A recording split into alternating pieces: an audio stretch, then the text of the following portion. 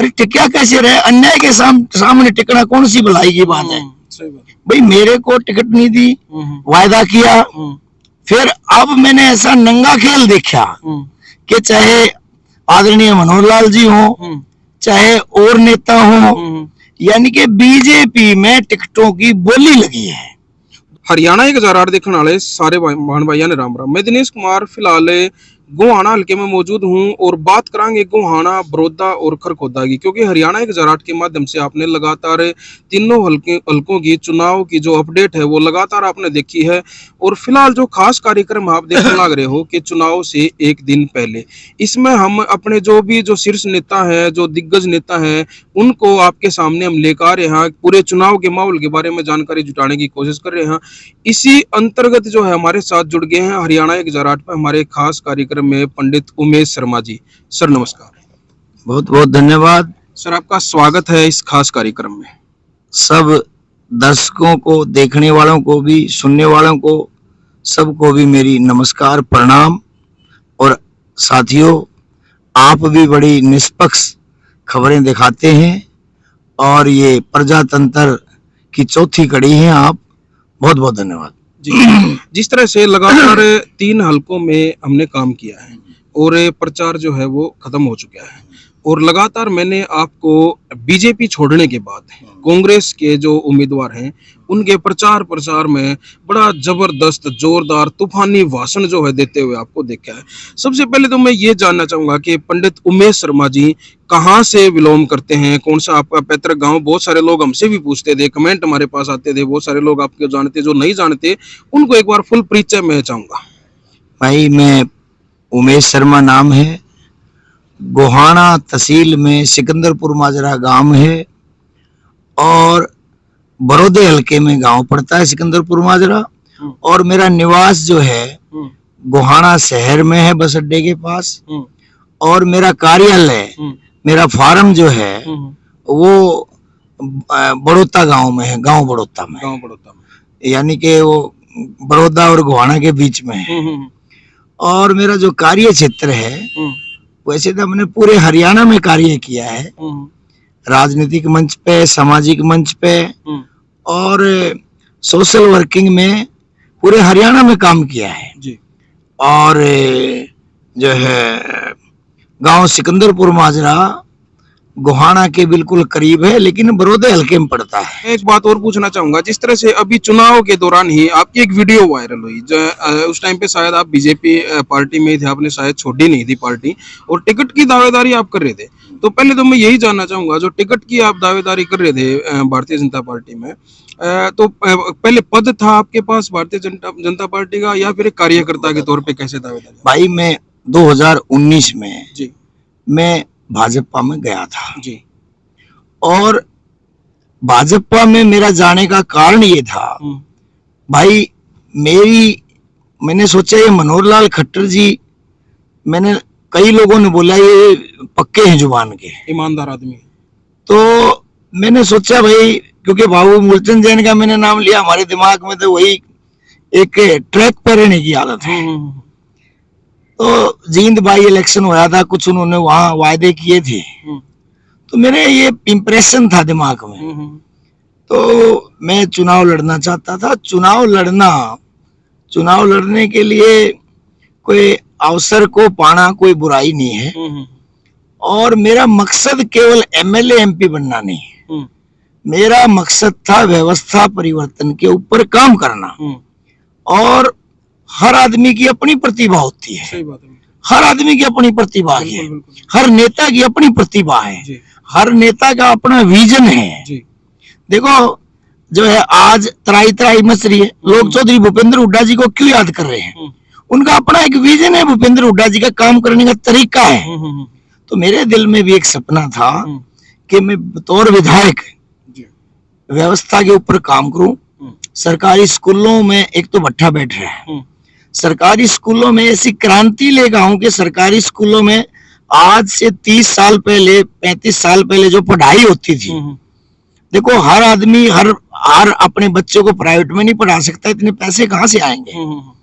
तो सरकारी स्कूलों जब इतने इतने खर्चे हैं, इतनी बड़ी बिल्डिंग है, मास्टर लाख लाख तनख्वाह ले हैं, तो मेरा मकसद था सरकारी स्कूलों की व्यवस्था सुदृढ़ हो, एक ऐसी क्रांति आए कि गरीब के बच्चे अच्छे पढ़ सकें, किसान के बच्चे, मजदूर के बच्चे। सही बात। और उसमें कई फार्मूले अपना करके उस क्रांति को, यानी कि उसको पुनर्स्थापित करना था सरकारी स्कूलों की व्यवस्था हो। सेम सरकारी हॉस्पिटल है दोस्तों, सरकारी हॉस्पिटलों में बेचारे केवल लोग जाते हैं मारपीट झगड़ा एक्सीडेंट वाले, केवल MLR कटवाने जाते हैं या डेथ केस पे जी। तो सरकारी हॉस्पिटलों की भी एक व्यवस्था को ठीक करना, MLA MP के यही काम होते हैं। चाहे पीने के पानी की व्यवस्था है, बिजली, पानी, शिक्षा, चिकित्सा, सुरक्षा, ऐसी बहुत सारी व्यवस्थाएं हैं। और जो कानूनों की बात है, एक पॉलिसीज की बात है, कानून और जो पॉलिसी है उनको भी अमेंडमेंट कराना, बदलवाना, इसके लिए भी हाउस में रखना बात को, विधानसभा में या संसद में, क्योंकि एक समय के मुताबिक कई चीजें जो है व्यवस्था के लिए बदलनी पड़ती है। इस तरह के विचार पंडित उमेश शर्मा जी रख रहे हैं, उसके लेकर के मैं गया था जी।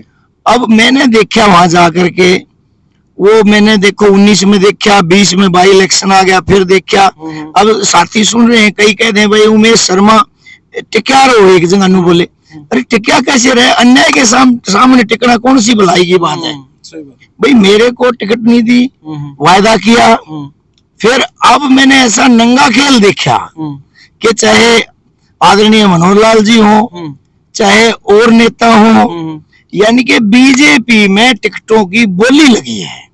10 करोड़, 20 करोड़, 30 करोड़, 40 करोड़, 50 करोड़। यही सवाल मैं करना चाहता था कि जब इतने अच्छे विचार पंडित उमेश शर्मा जी रख रहे हैं और बार बार हल्के के लोग भी ये कह रहे थे कि भाई हमें हमारा स्थानीय नेता चाहिए, भारतीय जनता पार्टी से स्थानीय नेता चाहिए, फिर जो है दूसरे हल्के से लाके क्यों बिठाएगा, ये जवाब जो है जनता चाहती है। तो वो बिठाया इसलिए उसने उनका मुंह बंद कर दिया।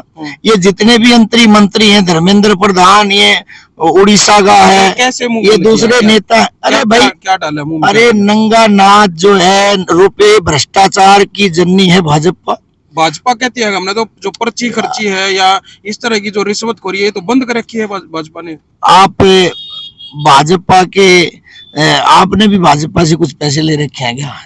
ऐसी बात क्यों करें? तो आप मैं ये पूछ रहा हूँ कि भाजपा ये बात क्यों कह रही है कि हमने पर्ची खर्ची बंद कर दी, हमने भ्रष्टाचार बंद कर दिया, रिश्वतखोरी बंद कर दी, क्यों कह रही है? क्योंकि आप भाजपा से आए हैं, इसीलिए मैं आपसे भाजपा के अंदर क्यों ये दावे किए जा रहे हैं? भाजपा के अंदर जितना भ्रष्टाचार है जी, भाजपा का काम है फूट डालो राज करो, भाजपा काम है जात पात के नाम पर लड़ाओ, भाजपा का काम है धर्म के नाम पर लड़ाओ, भाजपा का काम है क्लिप काट के उसकी बात को बदल कर उस वहीं जोड़ करके झूठी क्लिप चलानी। क्या बात है। और ऐसी नकली क्लिप चला देंगे, जैसे आदमी बात कर रहा है ना, उसके सेंटेंस को 3 जगह से काट दो तो उसका एक बात का अर्थ कुछ निकलेगा, एक का कुछ निकलेगा, एक का कुछ निकलेगा। यही भाजपा की पॉलिसी है। अब देखो आप, कोरोना की महामारी आई, कोरोना की महामारी में नरेंद्र मोदी जी ने, नरेंद्र मोदी जितना झूठा आदमी इस वर्ल्ड में नहीं है भाइयों बहनों, श्री राम के नाम पर इतना झूठा आदमी, उसने कहा कि कोरोना की बीमारी चली जाएगी छतों में चढ़ के, और जिस पे मोमबत्ती नहीं है, मोमबत्ती से मालूम है मोम जलता है ना, प्रदूषण बढ़ता है उससे तो, और बोले मोमबत्ती जिसके पास नहीं है वो टॉर्च जला लो, टॉर्च से कोरोना चला जाएगा। और लोग सोचेंगे भाई देश का प्रधानमंत्री बोल रहा है, क्या पता कोई सच्ची बात हो, चलाया जाता। अब जो है एक बार उन्होंने बोला था, भाइयों बहनों, संत कबीरदास और संत रविदास और महर्षि वाल्मीकि जी एक ही गुफा में बैठ करके मंथन करते। इतना झूठा आदमी है, ये नहीं पता क्या कह दे रहे, वो समकालीन थोड़ा है ना, थे अलग अलग काल में हुए। बिल्कुल। तो अब ऐसे ही मैंने सोचा ये मनोहर लाल बड़े ईमानदार होंगे, ये दूसरे नेता ईमानदार होंगे। अरे यार ये तो भ्रष्टाचार के अड्डे हैं, रुपए इकट्ठे किए हैं। मैं जो है ये कहना चाहता हूँ कि हर जिले के अंदर इतने बड़े बड़े कार्यालय बनाए हैं भाजपा के, वो रुपया कहाँ से आया भाई? पूछो इनसे कोई। तो 5 स्टार होटल बना रखे हैं। पंडित उमेश शर्मा, क्या भाजपा में जाना अपनी ये सबसे बड़ी जिंदगी की सबसे बड़ी गलती मान रहे मैं सबसे बड़ी गलती थी। एक और चौधरी भूपेंद्र सिंह हुड्डा जी ने जब ज्वाइन कराया, जी भाई घर वापसी हुई, क्योंकि मैं कांग्रेस पार्टी में मेरा पूरा जीवन गया है। तो नीचे से कुछ वर्करों के जय जयकार के नारे लगे, एक भाई परिवार में शामिल हुए। तो जय जयकार के नारों के बाद कुछ साथियों ने बोला नीचे से कि हुड्डा साहब, उमेश शर्मा जी का ख्याल रखना। तो मैंने फिर अपने वक्तव्य में कहा भी इसमें हुड्डा साहब की कोई गलती नहीं थी, मैं टिकट के चक्कर में चला गया था जी। और हुड्डा साहब ने तो उस वक्त बोला था कि भाई अब की बार नहीं, अगली बार आपको टिकट दे देंगे। तो और हुड्डा साहब ऐसे बोलते नहीं कभी, बोलते नहीं कभी, जुबान के पक्के हैं, जो जुबान से निकाल दी तो निकाल दी। लेकिन मैं अब जो कांग्रेस पार्टी में आया हूँ, कोई वायदा बंदी नहीं, कोई शर्त नहीं, कोई कमिटमेंट नहीं। मैं तो भाजपा के भ्रष्टाचार को जवाब देने के लिए और हरियाणा की जनता को जगाने के लिए और हरियाणा प्रदेश से भारतीय जनता पार्टी का नामो निशान मिटाने के लिए और कांग्रेस का राज लाने के लिए उमेश शर्मा तत्पर खड़ा है और कांग्रेस के लिए प्रचार कर रहा है। और भाजपा को हरियाणा से भगाएंगे और इसके बाद दिल्ली जाएंगे, फिर दिल्ली से भी भाजपा की सल्तनत को राष्ट्र से बाहर करेंगे। ये तो अभी बात कर लेते हैं, अभी चुनाव जो चल रहा है, प्रचार जो खत्म हुआ है और कल जो है वोटिंग के लिए लोगों को निकलना है, तो कैसा माहौल आपने लग गया? तीनों हलकों की मैं बात कर लेता हूं, क्योंकि हरियाणा एक जराट पर दर्शक जो तीनों हलकों को लगातार देख रहे थे और आप भी जो है प्रचार प्रसार में यहाँ पे लगे हुए थे, खरखोदा, बड़ौदा और गोहाना। क्या माहौल जो आपको लगा यहाँ पे? आप खरखोदा, बड़ौदा और गोहाना की आप पूछ रहे हैं। मैं तो पूरे हरियाणा प्रदेश के लोगों के जो है टच में हूँ। पूरे हरियाणा प्रदेश में ही कांग्रेस पार्टी की लहर है जी। और बड़ौदा, खरखोदा और गोहाना की जो आपने बात पूछी है, जब पिछले चुनाव में ये लगता था कि भाजपा की सरकार बनेगी, तब भी यहाँ से कांग्रेस जीती थी, बड़ौदा से भी, खरखोदा से भी और गोहाना से भी।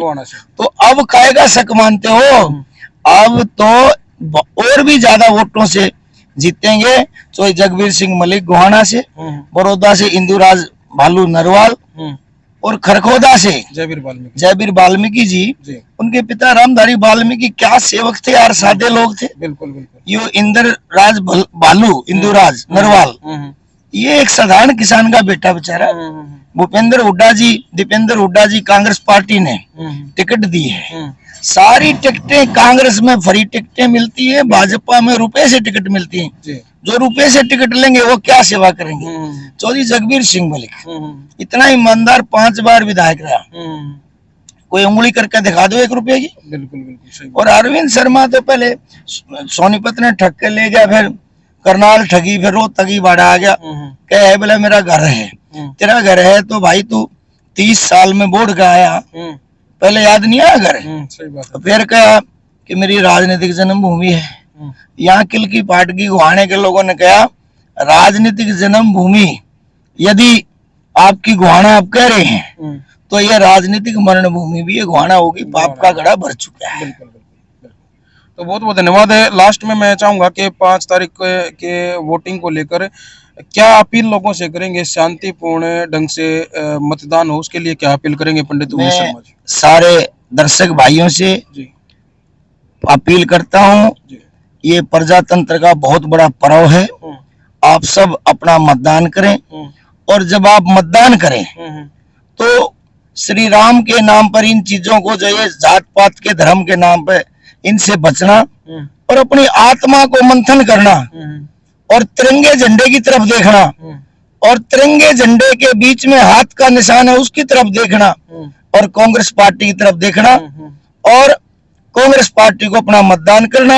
और भाई एक बात और सुन लो, हरियाणा में लहर नहीं आंधी है कांग्रेस की। एक ही लोगों से एक घंटा बतला लो, लोगों के दिमाग में एक ही बात है कि कांग्रेस को लाना है, भाजपा को भगाना है। और भाई युवा तो ऐसा आकर्षण दीपेंद्र हुड्डा के प्रति और चौधरी भूपेंद्र सिंह हुड्डा को हरियाणा का मुख्यमंत्री देखना चाहते हैं लोग। मुख्यमंत्री जो भूपेंद्र सिंह हुड्डा रहे, कम बोलते हैं, काम ज्यादा करते हैं चौधरी भूपेंद्र सिंह हुड्डा। और ऐसी बढ़ती बेरोजगारी, प्रदेश में बढ़ता भ्रष्टाचार, इन सारी चीजों को रोकना है। और चौधरी भूपेंद्र हुड्डा जब मुख्यमंत्री थे तो पूरे इंडिया में किल की पाट रही थी कि number 1 Haryana, number 1 Haryana India में अगर बनाना है तो चौधरी भूपेंद्र सिंह हुड्डा और कांग्रेस पार्टी को प्रदेश के अंदर लाना है। और आपका चैनल का नंबर 1008 उसको उल्टा कर दे, जो 8 के आगे 1 का लगा दे, 8 के पाछे 81 सीट भी आ सकती है हरियाणा में। ऐसी हवार, ऐसी आंधी है कांग्रेस पार्टी की। बहुत बहुत धन्यवाद भाई, बड़े मन से, बड़े दिल से। अरे भाई अब मन उग गया, मन भर गया इस भाजपा से। कांग्रेस को लाना है, हरियाणा प्रदेश को बचाना है। इन ठगों को, भाजपा वालों को, राम के नाम पर जो राजनीति करते हैं, शंकराचार्य, उन्होंने कितने शंकराचार्य उन्होंने आवाज उठाई कि मूर्ति नहीं निकला, उसके बाद भी चिड़ाई लग रही, आनंद फानन में मंदिर का वहां जीर्णोद्धार कर दिया। तो इसमें बहुत सारे साधु संत नाराज थे। ये नरेंद्र मोदी जी शैतान की तरह ऐसा तानाशाही करते हैं कि जिसका कोई हिसाब नहीं। इनसे हिसाब लेना है और कांग्रेस का राज बनाना है। जय हिंद, जय भारत। बहुत बहुत धन्यवाद। ये थे हमारे साथ पंडित उमेश शर्मा जी, जो भाजपा को छोड़कर कांग्रेस जिन्होंने ज्वाइन की है और फिलहाल लगातार जो है बड़े जोश के साथ कांग्रेस के प्रचार प्रसार में जो है पूरे चुनावी माहौल में देखे गए हैं। बाकी जो आप लोगों का क्या कुछ करना है, कमेंट बॉक्स में अपनी राय हमारे साथ जरूर शेयर करना। मैं किसी और गलती हो माफ करना जी, मैं किसी और बड़ी शख्सियत के साथ जो है फिर जुड़कर ना आप लोगों तक पूरी जो है बातचीत पहुंचाने की कोशिश करूंगा। तब तक जुड़े रहे हमारे साथ, देखते रहे हरियाणा 1008। जय हिंद, जय हरियाणा।